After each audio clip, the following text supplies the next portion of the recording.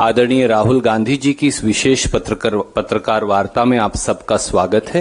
मैं बगैर किसी विलंब के राहुल जी से दरख्वास्त करूंगा कि वो अपनी बात आपके समक्ष रखेंगे और फिर आपके सवालों का जवाब लेंगे। आदरणीय राहुल जी।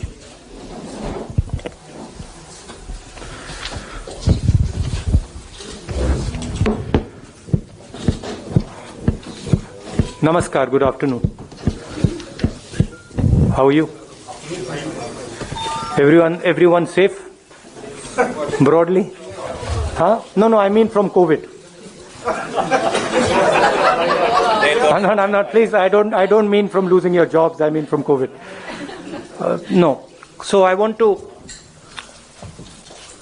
मैं आज जो किसानों की समस्या है, जो दिल्ली के चारों ओर हो रहा है, और बजट पे थोड़े पॉइंट्स रखना चाहता हूं। सबसे पहला सवाल, सरकार किलाबंदी क्यों कर रही है? क्या ये किसानों से डरते हैं? सरकार का काम किसान से बात करने का है और इस समस्या को रिजॉल्व करने का है। Today Delhi is surrounded by our farmers. They are the people who give us sustenance. They are the people who work for us. Why is Delhi being converted into a fortress? Why are we threatening our farmers, beating our farmers, killing our farmers? Why is the government not talking to the farmers? And why is the government not resolving this problem? This problem is not good for our country.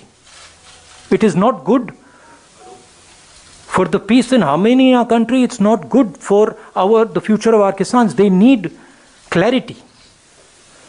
The Prime Minister saying that the offer is still on the table to postpone these laws for 2 years. What does that mean? Either you believe that you need to get rid of the laws or you don't. So I feel that this issue needs to be resolved as soon as possible and the government needs to listen because Kisans are not going away. मैं किसानों को बहुत अच्छी तरह जानता हूं, ये नहीं जाएंगे, पीछे नहीं हटेंगे। अंत में सरकार को ही हटना पड़ेगा। फायदा है सबका कि आज हट जाए। तो ये किसानों पे मेरी एक्सपेक्टेशन थी बजट के बारे में कि सरकार हिंदुस्तान के 99% लोगों को सपोर्ट देगी। ये बजट 1% आबादी का बजट है। जो हमारे स्मॉल एंड मीडियम इंडस्ट्री के लोग हैं, जो हमारे वर्कर्स हैं, किसान हैं, जो हमारी फोर्सेस हैं, उन सब से आपने पैसा छीन कर लेकर उन्हीं 5, 10, 15 लोगों के पॉकेट में डाल दिया है। आप प्राइवेटाइजेशन की बात कर रहे हैं, वो भी फायदा उनको मिलेगा। और हिंदुस्तान को किस चीज की जरूरत थी? हिंदुस्तान को अपनी जनता के हाथ में पैसे डालने की जरूरत है। क्यों?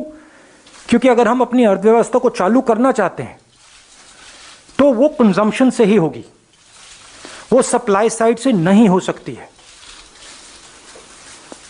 तो अगर सरकार ने न्याय योजना जैसा काम किया होता, अगर स्मॉल मीडियम इंडस्ट्रीज को पैसा दिया होता, उनको प्रोटेक्ट किया होता, इकोनॉमी चालू हो सकती थी। सप्लाई साइड में पैसा देने से इकोनॉमी चालू नहीं होगी। ये इसको ट्राई करते जा रहे हैं 1% को पैसा देते जा रहे हैं, सोचते हैं कि हिंदुस्तान की इकोनॉमी स्टार्ट होगी, नहीं होगी। ये रियलिटी है। और सबसे जरूरी बात, मेरे लिए सबसे जरूरी बात, चाइना हिंदुस्तान के अंदर आता है हजारों किलोमीटर हमारी जमीन ले जाता है। और आप चाइना को बजट में क्या मैसेज देते हो कि हमारा डिफेंस एक्सपेंडिचर हम नहीं बढ़ाएंगे। 3-4 हजार करोड़ रुपए आपने बढ़ाया। चाइना को आपने क्या मैसेज दिया कि आप अंदर आ सकते हो, आपको जो करना है करो, हम अपनी सेना को नहीं सपोर्ट करेंगे। जो हमारे जवान लद्दाख में हैं, जो हमारे एयरफोर्स के पायलट्स हैं, उनको आज क्या लग रहा होगा कि हमारे सामने इतनी बड़ी कठिनाई है और हमारी सरकार फोर्सेस को पैसा नहीं दे रही है, और जो हमारा है फोर्सेस का है वो उन्हीं 5-10 लोगों को पैसा दिया जा रहा है। इससे देश को फायदा नहीं होने वाला है। मैं दोहरा रहा हूं, इससे देश को फायदा नहीं हो रहा है। इस समय फोर्सेस की कमिटमेंट 100% है। सरकार की कमिटमेंट 110% होनी चाहिए। मतलब जो भी हमारी सेना को चाहिए, जो भी हमारी एयरफोर्स को चाहिए, जो भी हमारी नेवी को चाहिए, सरकार को देना चाहिए। ये कौन सी देशभक्ति है कि सर्दी में लद्दाख में हमारी सेना खड़ी है और आप उनको पैसा नहीं दे रहे हो? ये कौन सा नेशनलिज्म है? अब आप सवाल पूछिए। Thank you, sir. I'll come one by one. अच्छा, I've got parliament, so we have to have a slightly limited interaction. I'll. ANI, Siddharth. Sir, prime minister ने ऑल पार्टी मीटिंग में कहा, आपको बात किया, तो आप इस स्टेटमेंट से क्या समझते हैं? क्योंकि जो बिग हेजिटेशन हुआ है, प्रधानमंत्री की एक ही बात है जो पब्लिक डोमेन में आई है, उनका उसके ऊपर view. Are you satisfied with the view of the Prime Minister on this? Do you think? No, what view? The view which he has said that कि कृषि मंत्री ने जो कहा एक फोन कॉल की दूरी पर है, तो आप इस चीज से सेटिस्फाइड हैं उनके से? नहीं, द व्यू दैट वो जो ऑफर था उसको वो टेबल पे है, वो व्यू। जी, और ये भी उन्होंने कहा कि एक फोन कॉल की दूरी पर है, किसान संगठन चाहें तो बात कर सकते हैं। नहीं, बात तो कर सकते हैं, मगर किसानों की इशू क्या है? किसानों की इशू ये है कि इन कानूनों को वापस लीजिए, और कोई इशू तो है ही नहीं। देखिए हुआ क्या, सरकार ने नोटबंदी की, सरकार ने जीएसटी लागू की, एग्रीकल्चर पे जीएसटी लागू की। आपने हिंदुस्तान की इकोनॉमी को नष्ट कर दिया। उसके बाद कोविड आ गया और जबरदस्त डैमेज हुआ। ब्राइट स्पॉट क्या था? जब हमारी स्मॉल एंड मीडियम बिजनेसेस, बड़े बड़े बिजनेसेस से कोविड से चोट लगी, ब्राइट स्पॉट क्या था? ब्राइट स्पॉट एग्रीकल्चर था। आपको याद होगा कुछ महीने पहले एग्रीकल्चर इज ब्राइट स्पॉट, मतलब किसानों ने काम कर लिया, किसानों ने हिंदुस्तान को बचाया। अब आप उनकी जिंदगी नष्ट कर रहे हो। वो हमारी रीढ़ की हड्डी, अब उनको मार रहे हो आप, और फिर आप कह रहे हो 1 फोन कॉल अवे। मतलब क्या 1 फोन कॉल अवे? क्या वो प्रधानमंत्री से बातचीत थोड़ी करना चाहते हैं? वो अपना कानून, ये जो कानून है उसको वापस लेना चाहिए प्रधानमंत्री। और बातचीत क्या है उसमें? तो जो एक हिंदुस्तान का एक ब्राइट स्पॉट था उसको भी आपने तोड़ दिया। उमा शंकर जी। राहुल, बहुत सारी अंतर्राष्ट्रीय हस्तियों ने ट्वीट करके किसान जो आंदोलन चल रहा है उसके प्रति अपना समर्थन जताया है। उस पर विदेश मंत्रालय की प्रतिक्रिया आई है कि ये जो है ये सही नहीं है और तोड़ मरोड़ कर पेश किया गया है इन सब तथ्यों को। इसमें मुझे इंटरेस्ट नहीं है। ट्वीट्स पे आपकी क्या प्रतिक्रिया? कोई ओपिनियन नहीं है मेरा। ये हमारा इंटरनल मैटर है, ये किसानों का मैटर है। बात क्लियर है कि ये जो कानून है ये वापस लेने हैं। Thank you. PTI Sanjeev Singh. Rahul ji, the manner in which the basic rights of farmers, including their human rights, if they're not being provided outside and toilets are not being allowed to be used and the way they've been barricaded all around. So don't you think India's image at the international level has taken a beating because of the government's attitude? Oh, absolutely. Hindustan जाना जाता था गांधीवाद के लिए. No, absolutely. Absolutely. The reputation of India has taken a massive hit. Not only on how we are treating our farmers, on how we treat our own people, how we treat journalists. It's taken a massive hit. Our biggest strength, you can call it soft power, has been shattered by the BJP and the RSS. Their mindset. Ashish from ABP. So why don't you ask, because Pallavi asked last time, so you ask. Okay. किसानों को जिस तरह से terrorist बोला जा रहा है, famous film actress Kangana Ranaut she again tweeted and said कि ये टेररिस्ट हैं. हम दोनों का ही सवाल है सर, इस पर आपकी. And also the narrative which is being built up. No, I said. Fighting for the farmers, you are being anti-national, and they are also being attacked. The farmers associations are also being attacked. तो आपका कहना है कि जो इस देश में खेती करता है वो आतंकवादी है, मतलब देश के 60% लोग आतंकवादी हैं, मतलब सिर्फ आरएसएस के लोग आतंकवादी नहीं है, बाकी सब आतंकवादी हैं. ये किसान हैं, अपना हक मांग रहे हैं. सिंपल सी बात है, आप उनका हक छीन के अपने 5-7 मित्रों को देना चाहते हो. जैसे आप हिंदुस्तान की सब इंडस्ट्रीज को मोनोपोली बना रहे हो, वही आप करना चाहते हो. किसान आपसे लड़ रहा है, आप उसको आतंकवादी कह रहे हो. Anand from India Today. Some 120 farmers have been booked so far by the Delhi police under serious charges like sedition and UAPA. Farmer unions claim that some more are missing, still missing. Yeah. They don't know where they are, their whereabouts are not known. What is your opinion of what happened on the 26th of January at the Red Fort when a flag was hoisted? Those who hoisted have still not been apprehended by the police. And just to In my last press conference, I said I want to understand who is the person responsible for letting those people into the Red Fort.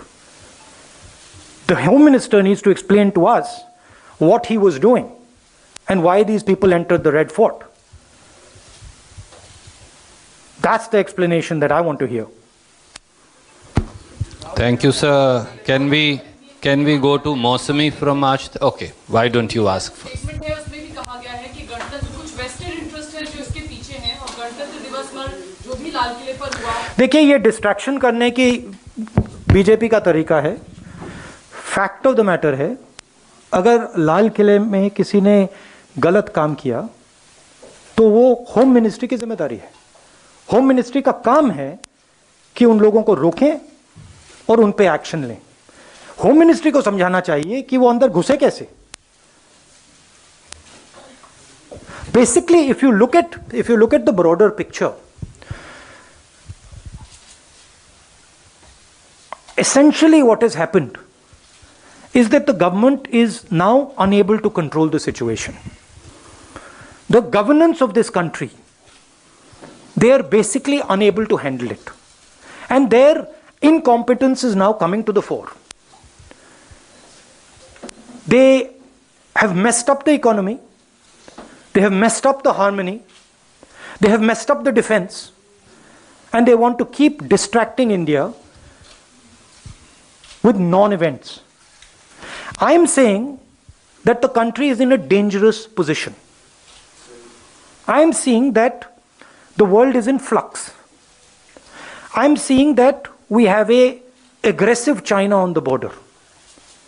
They have a clear vision of what they want to achieve. We do not have one.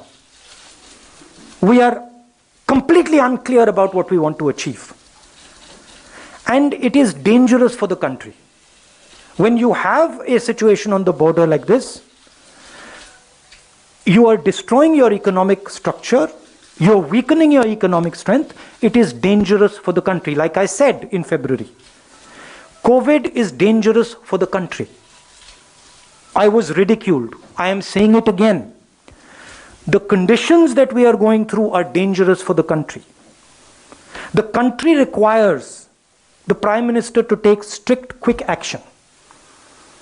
It requires that the Prime Minister puts money immediately into the hands of our people and starts the economy. It requires that he protects the small and medium businesses who give us jobs. None of that is happening. And it requires, a clear message to China that you cannot do this with us. You cannot be sitting inside our land and expect that nothing's going to happen. This country is lacking leadership. There is no leadership in this country anymore. There's just talk. There is no understanding. There is no strategy. The thing has come apart. Now, of course, what is there is a media that is controlled. And so, the reality of what is going on is not coming out. But believe me, that Maya is going to break. Somebody is going to break that Maya. And so my constant request to the Prime Minister is do your job. Do your job. You've been elected to do your job. Your job is not to sell this country to 1% of the population. That's not your job. Your job is to protect the Kisans who are standing outside. That's your job. Go hold their hand, give them a hug, and tell them, what is it that I can do for you?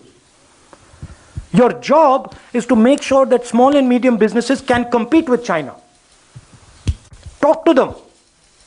Ask them, because they have the answer to China. So the Prime Minister is basically given up. He is now on a different plane. He's got a beard, and that we are going somewhere else now. And the country is not being run. And it's my request to the Prime Minister, please, gather up your courage and run the country. Thank you. Thank you, sir.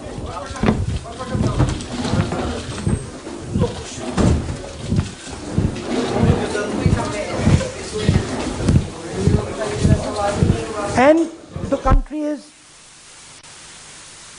and it's my request to the Prime Minister, please, get. प्रधानमंत्री नरेंद्र मोदी को किसानों की सुननी चाहिए और budget के ऊपर कहा कि यह बजट सिर्फ 1% भारतीयों के लिए है। देश के प्रधानमंत्री का काम होता है सरकारी उपक्रमों को संभालना, चलाना, ना कि सिर्फ अपने दोस्तों को बेचना। तो जमकर निशाने यहां पर साधा है राहुल गांधी ने, और किसानों के मुद्दे की बात हो, चाइना की जिस तरह से हालात बन रहे हैं चाइना के साथ, वो मुद्दा हो, या फिर बजट पर, हर मोर्चे पर एक बार फिर कांग्रेस की तरफ से राहुल गांधी ने ये प्रेस कॉन्फ्रेंस की और कहा कि अंत में चाहे किसानों का मुद्दा हो, सरकार को झुकना ही पड़ेगा। आखिरकार सरकार किसानों से इतनी डरी हुई क्यों है?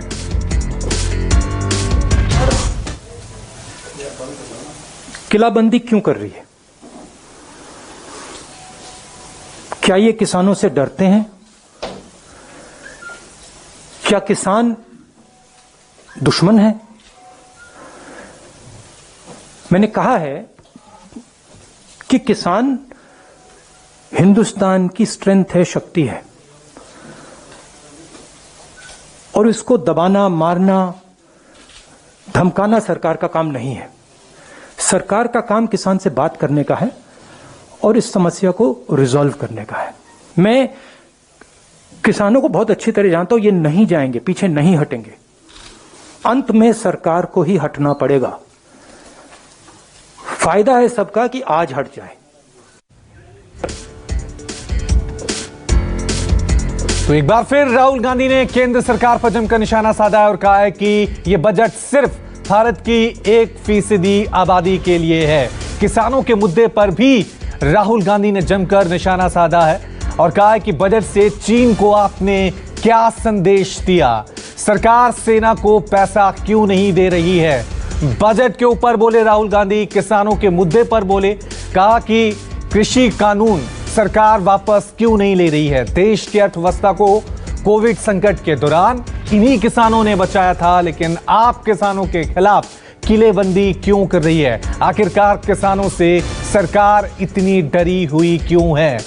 बजट जिस तरह से पेश किया गया उसको लेकर भी राहुल गांधी ने केंद्र सरकार पर एक के बाद एक कई हमले बोले और कहा कि यह बजट भारत देश के आम आदमी के लिए नहीं बल्कि सिर्फ 1% भारतीयों के लिए है। तो बजट के ऊपर, किसानों के मुद्दे के ऊपर राहुल गांधी ने एक बार फिर केंद्र सरकार पर जमकर निशाना साधा। लाल किले के मुद्दे पर भी राहुल गांधी ने बयान दिया और कहा कि लाल किले में जो लोग घुसे उसके लिए कौन जिम्मेदार है, इसका जवाब देश के गृह मंत्री को देना चाहिए। मेरी एक्सपेक्टेशन थी बजट के बारे में कि सरकार हिंदुस्तान के 99% लोगों को सपोर्ट देगी। यह बजट 1% आबादी का बजट है। जो हमारे स्मॉल एंड मीडियम इंडस्ट्री के लोग हैं, जो हमारे वर्कर्स हैं, किसान हैं, जो हमारी फोर्सेस हैं, उन सब से आपने पैसा छीन कर लेकर उन्हीं 5, 10, 15 लोगों के पॉकेट में डाल दिया है। आप प्राइवेटाइजेशन की बात कर रहे हैं, वो भी फायदा उनको मिलेगा। और हिंदुस्तान को किस चीज की जरूरत थी? हिंदुस्तान को अपनी जनता के हाथ में पैसे डालने की जरूरत है। क्यों? क्योंकि अगर हम अपनी अर्थव्यवस्था को चालू करना चाहते हैं तो वो कंजम्पशन से ही होगी, वो सप्लाई साइड से नहीं हो सकती है।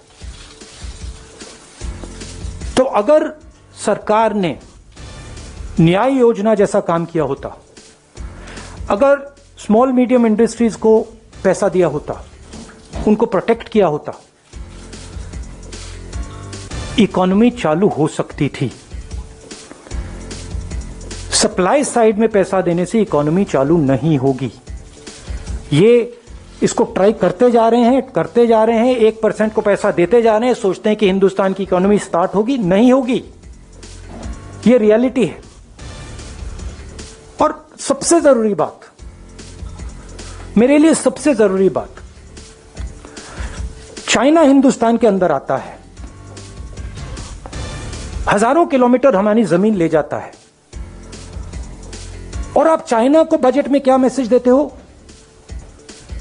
कि हमारा डिफेंस एक्सपेंडिचर हम नहीं बढ़ाएंगे।